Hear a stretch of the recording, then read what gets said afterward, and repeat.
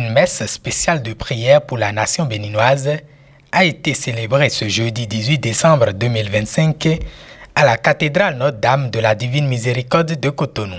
À l'initiative de l'Aumônerie nationale des cadres et personnalités politiques et de la Conférence épiscopale du Bénin, cette célébration s'inscrit dans une dynamique de prière et de recueillement à la suite de l'événement malheureux du 7 décembre dernier, ainsi qu'en mémoire de tous les défunts.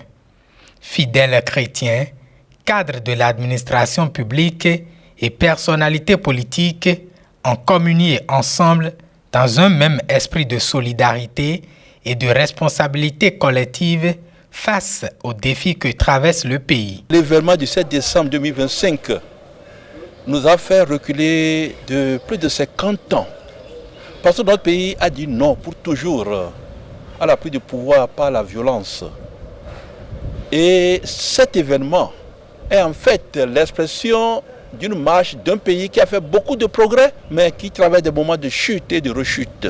C'est pourquoi les évêques demandent de prier, pour que cette date nous montre que nous avons tous des responsabilités à assumer. C'est pourquoi cette messe est célébrée.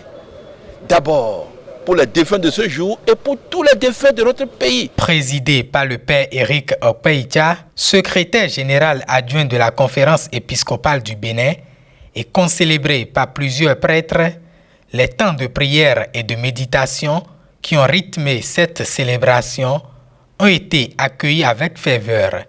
Nombreux sont les fidèles qui ont salué l'initiative, la considérant comme un moment de rassemblement et de réflexion dans un contexte appelant à davantage de cohésion et de solidarité nationale. Je suis très heureuse que nous puissions prier aujourd'hui pour toutes ces âmes qui sont parties, qui ont laissé leur famille. Et nous allons continuer à prier pour eux.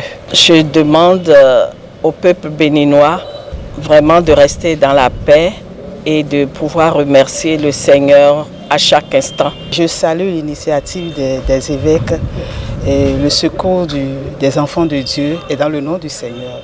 Et il était nécessaire que, après ces événements du 7 décembre, le peuple de Dieu élève sa voix vers le Seigneur pour prier et demander son secours. Et c'est une initiative à saluer.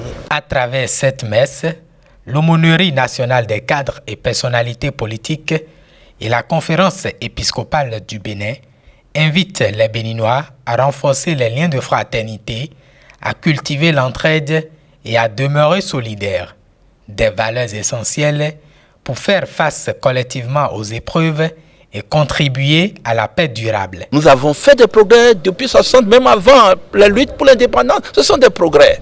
Mais nous connaissons des moments encore de plus grands progrès, des moments aussi de recul qui nous interpellent.